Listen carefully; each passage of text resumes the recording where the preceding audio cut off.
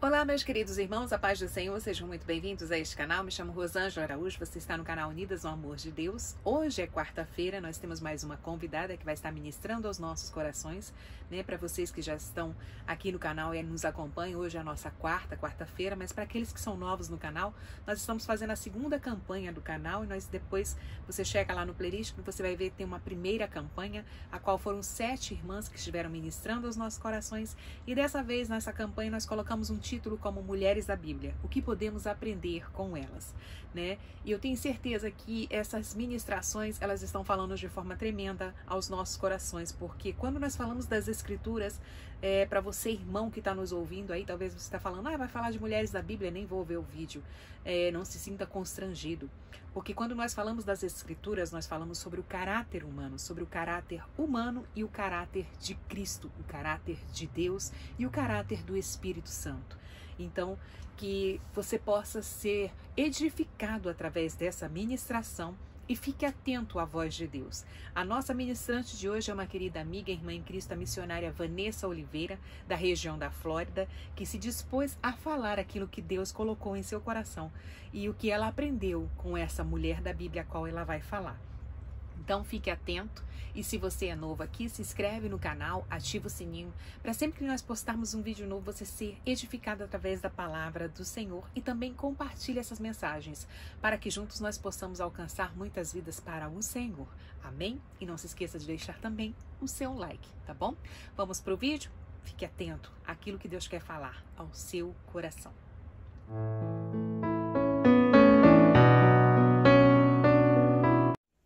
Oi, minhas queridas, a paz do Senhor. Eu sou a missionária Vanessa. Eu moro aqui na Flórida e eu gostaria de agradecer a oportunidade à pastora Rosângela, né, que me incumbiu essa palavra de hoje sobre mulheres da Bíblia. A gente vai continuar esse estudo e tenho prazer de compartilhar, né, essa mulher que muito falou no meu coração. O Senhor me deu essa palavra há umas 4 semanas atrás, mais ou menos. Uma luta que uma amiga minha estava passando e ali nós estávamos orando, o Senhor nos levantou para orar por ela, estar acompanhando ela desde já. E Deus falou muito comigo. E esse livro é o livro de Ruth, que é um livro tão pequeno, né? São 4 capítulos, mas a mensagem que ele traz é uma mensagem maravilhosa, enorme, tão magnífica, de amizade, de devoção, obediência e fé, né? O livro de Ruth ele foi escrito no tempo dos juízes, né? Uma época de muita confusão política, muita confusão religiosa. O povo estava meio misturado com alguns povos pagãos, né? Isso trazia muita confusão até mesmo para criar filhos. E nós temos isso também nos dias de hoje, né? Como é difícil hoje a gente que é mãe, a gente que é avó, e a gente que é tia, né? E a gente pensa no futuro das crianças e dá um aperto no nosso coração, o que vai ser, o que vai acontecer no futuro, porque a gente está vendo que os dias estão se tornando cada vez mais maus, né? E é lógico que a gente sabe pela palavra de Deus que isso iria acontecer, mas ainda assim a gente sente na pele o que é uma sociedade e o que é uma geração tão difícil, né? Tão já destruída por pensamentos que não são de Deus, né? Pensamentos e ensinamentos que não são divinos, que não são de Deus. Então, o livro de Ruth foi escrito, né, no tempo dos juízes, em tempos de muitas confusões, e numa época que aquela mulher com seu marido estavam passando, Elimeleque, ele resolveu sair de Belém, na terra, né, que os israelitas viviam, para ir para uma terra que era uma terra pagã. Né? Saíram de Belém, que é a terra do pão, foram para Moabe, uma terra pagã, porque havia fome na terra de Belém. E aquele ali foi para ele um escape para sua esposa e para os seus 2 filhos homens. Lá eles chegaram, né? Plantaram uma casa, resolveram suas vidas, começaram na família, deram os filhos em casamento. E as duas mulheres que casaram seus filhos eram órfãs, quer dizer, nuca e pescoço. E a segunda era Ruth, que quer dizer amizade. Noemi, por sua vez, né, significava agradável, seu esposo significava Deus é rei. Foram para ali, viver essa vida, começaram, né, criando essa família. Imediatamente o marido morre, o marido de Noemi. E pouco tempo depois também ela perde os 2 filhos. Então o livro é uma história muito difícil, uma história de dor, de tragédia, né, que ninguém quer contar, né? O livro começa com um período de fome na terra do pão, que era suposto ser uma terra próspera, e termina com uma história de uma família. Começa com a tragédia, com um sepultamento, com um funeral triplo, mas termina com uma história, um casamento, uma história de amor bem resolvida. A história de Noemi, eu acho que se for pensar, pelo menos um ponto da história dela a gente tem na nossa vida, né? Pelo menos uma dor, uma tragédia, mais ou menos, de Noemi. Aí, se você for pensar, você vai achar na sua vida, vai achar na minha vida, eu vou achar na minha vida. Não foi uma história muito fácil.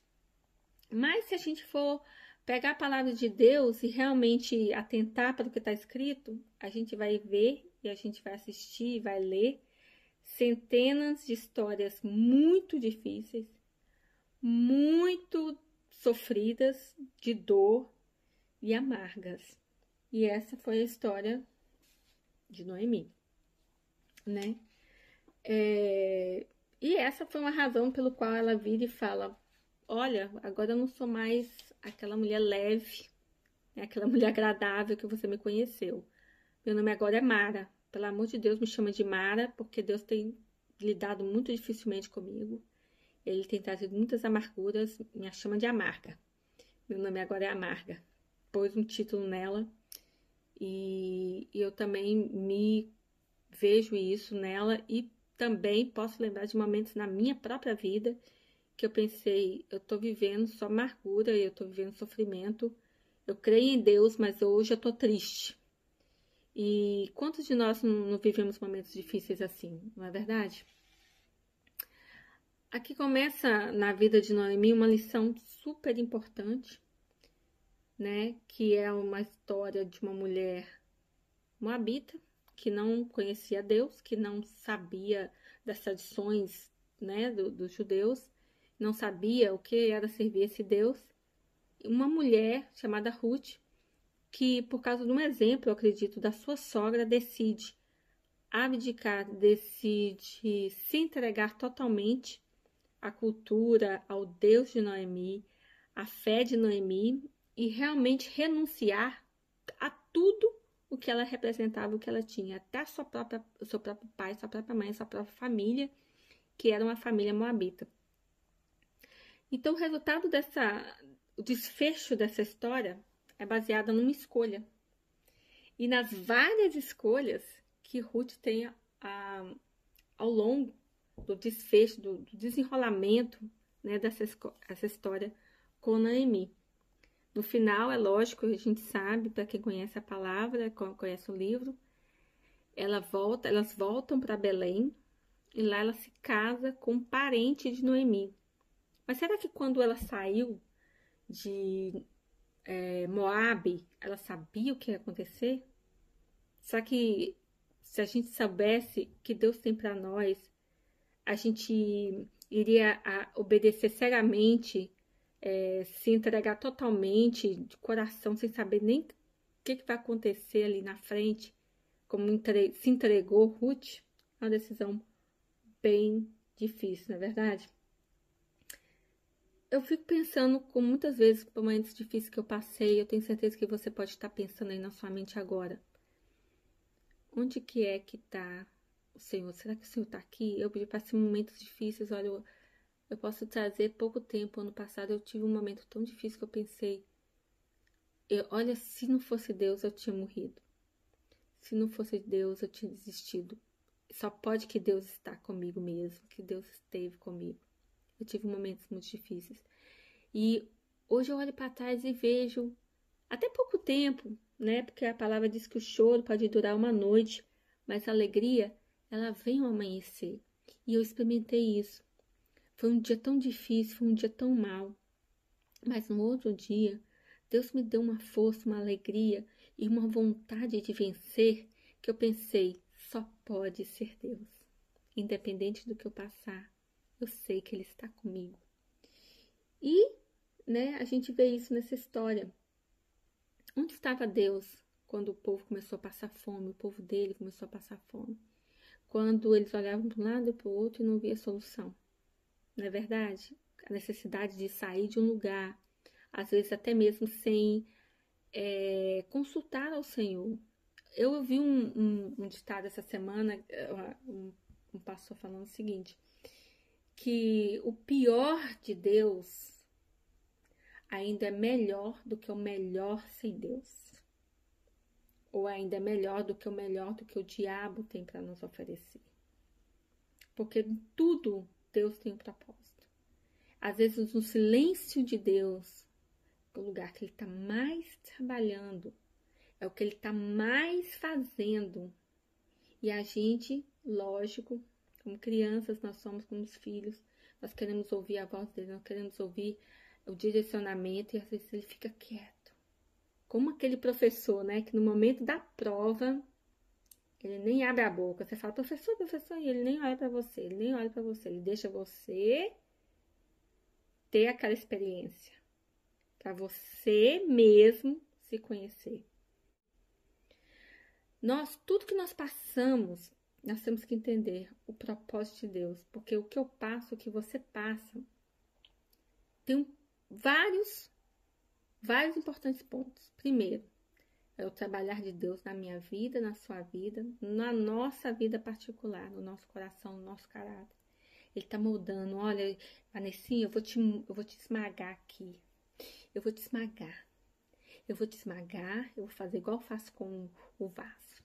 Eu vou mexer. Mas eu vou passar você pelo fogo, pela água. Mas ali sai aquele vaso perfeito. Aquele vaso de honra. Aquele vaso que vai poder ser enchido, vai poder transbordar. E aquele vaso, ele vai trazer honra ao Senhor. Então, tudo que nós passamos transforma aqui. Mas também transforma ao nosso redor. Também move, também toca pessoas ao nosso redor. A minha e a sua vida, nós somos uma carta. Nós somos a carta de Cristo. E Ele está escrevendo na nossa vida tudo aquilo que a gente está vivendo. E todo o nosso testemunho, através de tudo aquilo que está acontecendo conosco. O que nós vamos passar para Ele? Qual o resultado daquilo ali? Qual vai ser a nossa reação com tudo que está acontecendo? Seja ter coisas boas, ter momentos felizes, é muito bom. A gente sabe que aquilo ali está glorificando. Deus me ama. Mas passa no funil para você ver. Sente o amor de Deus passando nesse funil. Porque se não fosse por Deus, é igual já falou, se não fosse Ele, olha, eu teria perecido. Não tem como. E às vezes a gente se pergunta, nesse momento de pandemia, de desemprego, de caos, de mortes, quantas pessoas já morreram, mas você e eu, nós estamos aí. Eu sei, você vai falar, eu enterrei meu filho, enterrei a minha mãe, meu pai. Nós também enterramos pessoas na minha casa. Tem sido muito difícil. Mas Deus tem um plano. E o plano de Deus e o propósito dele nisso tudo, eu vou te dizer, é perfeito. Ele sabe o que ele está fazendo. E a gente vê isso que foi, né, destrinchado na vida de Noemi, na vida de Ruth. Porque a palavra diz que Boaz, né, Ruth casou com Boaz. Boaz significa aceleração. Há um tempo depois de todas as tragédias, de dor, de amargura, há um tempo de aceleração sobre as nossas vidas. Deus acelera, depois de um processo, ele acelera o resultado daquele processo. E eu quero dizer para você que ele está olhando para a tua história, e ele olhou para a minha história, sabendo o que ele tinha planejado. Deus não perdeu o controle de nenhuma situação. Deus não perdeu o controle da situação de Noemi. Ele estava pensando lá na frente. A palavra diz que Boaz gerou a Obed. Obed era o filho de Ruth e significa servo adorador. E ali continua falando que Obed gerou Jessé. Jessé que significa Deus existe, presente de Deus. E Jessé gerou Davi, o amado, o querido, o predileto. Será que alguma vez na vida, quando ela estava tendo todos aqueles problemas, aquela tragédia na vida de Noemi, será que ela pensou que através da genealogia dela, uma filha adotiva, que era Ruth, que nem era do povo, Deus ia gerar lá na frente o seu próprio filho? A palavra diz que quem é o homem para entender os pensamentos de Deus? Quem sou eu e quem é você para entender o que se passa na mente de Deus? Eu quero te dizer que nós servimos a um Deus tremendo.